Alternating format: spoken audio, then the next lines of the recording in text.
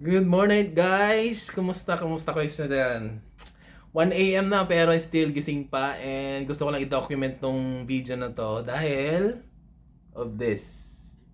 Yes, dumating kanina tong passport ko, bumalik sa akin kasi approve yung UK visa ko. Yay! Ang galing, ang galing, ang galing, galing. Thank you Lord. Nakakatuwa. And to think na I just applied it last July 18 and July 31 na-receive ko yung passport ko with the uh, stamp visa. 'Di ba? Yes. So, kaya man ako nag-apply kasi for tourism purposes lang naman. Kasi at the same time tourism purpose siya pero I will be visiting my relatives there soon. And since may event din kasi yung relative ko doon, so I will be attending that. So nung nag-apply ako online nung July 18, 2024, so yun naman yung nilagay ko sa mga kailangang fill upan na mga details.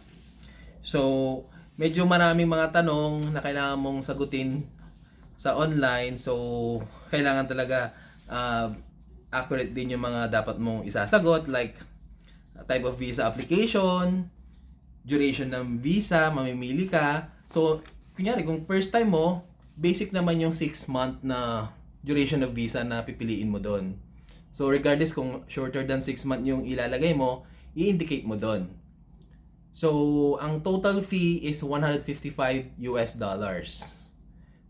Submission method is online, and yung total fee na $155, pwede mo siyang bayaran in using your credit card. Yung hindi ka na magbabayad outside. Tapos i-upload mo ulit yung OR kasi nagbayad ka na. Like sa US visa, kailangan mong after mong ma-fill out lahat ng mga details tapos ma-save, kailangan mong magbayad sa LBC, di ba? Parang ganon. Dito parang natuwa ako kasi dito sa UK visa, directly na by just selecting a payment option na credit card. Okay? So, yung travel information, so unang tanong doon is what is the main reason for your visit to UK? Tapos, inulit-ulit, what is the main reason for your holiday visit to the UK? So, tourist. Then, give details of the main purpose of your visit and anything else you plan to do on your trip. So, para siyang essay type na kailangan mong sagutin ng the best you can kung paano mo ma-justify yung main purpose mo na pag-visit sa UK.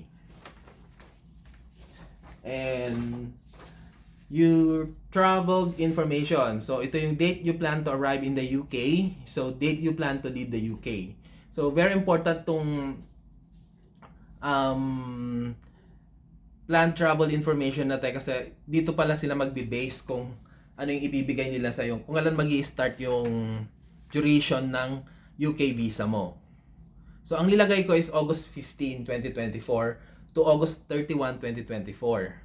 Pero nung nakuha ko yung passport ko, ang nakalagay dito, yung pinaka-duration ng entry ko sa UK is August 8, 2024 onwards. And sabi dito, duration is 180 days. No work or recourse to public funds. And yun nga, duration 180 days. So, yun ang nakalagay. So, yun, personal information, lalagay mo. Tapos, yung national identity card, nilagay ko yung PSA national ID na meron ako. Tapos, yung address mo dito sa Pilipinas. Tapos, how long have you lived at this address? Ganon, what is the ownership status of your home? So, better siguro kung sarili mo para at least ma-establish mo yung financial capacity mo. Tapos, provide your telephone number. Where do you use this telephone number? So, pwede mo sabihin na you will use this once in the UK. Ganon. Tapos, yung details ng passport mo, yung details ng parent mo, lagay mo dito, father and mother, yung birth date nila. Kailangan. Tapos, yung employment mo, ano yung employment status mo, kailan ka nag-start nag-work, yung details ng employer's name mo at saka address, at saka telephone number. Saka ano yung job title mo, at saka how much do you earn each month after tax, less after tax. So, pwede mo ilagay doon in peso, yung pinaka amount nun. Tapos, describe your job. So, essay type na naman to. yan. So, yun. Nilagay ko doon. So, do you have any other income or any savings? So, ganun. So, kung meron ka, lagay mo savings. How much money do you have in savings? Tapos, pounds yung ilalagay mo doon. So, kung peso yung total ng savings mo doon sa, kunyari sa bangko, i-convert mo siya sa pounds. How much money are you personally planning to spend on your visit to the UK? Yun, so kukwentahin mo siya kung ano yung from bumibili ka ng ticket mo, pabalik, round trip ticket, tapos ano yung mga dapat mong gastusin pagdating mo doon. So, pwede mo naman siyang ilagay siya as in peso. So, will anyone be paying towards the cost of your visit? Nilagay ko lang siyang no. Kasi, syempre, since kailangan mo establish yung financial capacity mo, so, as much possible, yung, like, sasabihin mo doon na my relative will be sponsoring me, mga ganon. I don't know, baka it would matter yun sa decision kung i-approve ka nila for a UK visa. Okay? So, boss, family in the UK. So, much better talaga na may kakilala ka or family na nandun sa UK kasi i-declare mo siya dito. Yung accommodation details mo, ganyan. Saka, yung passport details nila, kailangan. Pati yung contact number at saka address nila. Okay?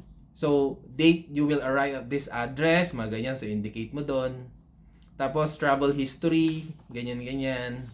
So, maganda kung halimbawa yung may marami ka ng travel history. So, as many as you can, pwede mong i-enumerate lahat doon.